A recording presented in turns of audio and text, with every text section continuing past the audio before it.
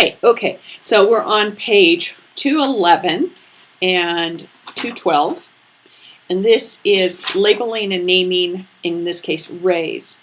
Two rays that have the same endpoint form an angle, right? And one way to name that angle is to use the points within the ray, A, B, and also C. That names the ray.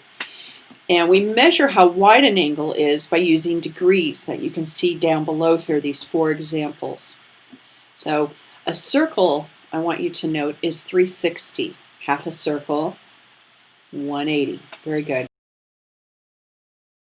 So let's go on to page 212, and we're going to look at our protractors here. And you're going to list the number of degrees that each of these represent. And I want you to label them as well. A, B, C, C, D, E, whatever you want. I want you to label it and tell me how many degrees that angle is.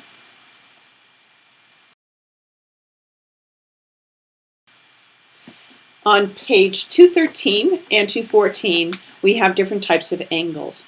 On the first page, we have a right angle, which is 90 degrees. And we have acute angles, which is less than 90 degrees. We have an example of both of them. The little 90-degree angle has a little square on the inside of the angle, which generally is there if it's a 90-degree perfectly perpendicular angle.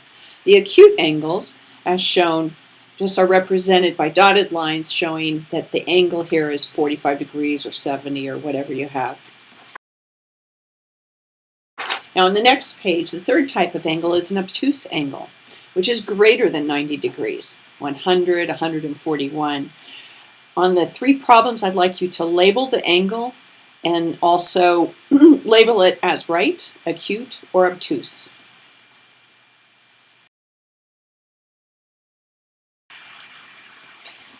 Moving on with angles 215, we've got congruent angles. Congruent means that they are the same.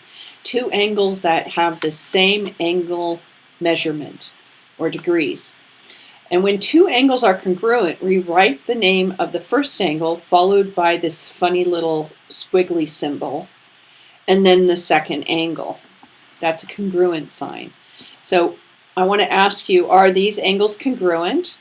Visually estimate or use a protractor and answer yes or no.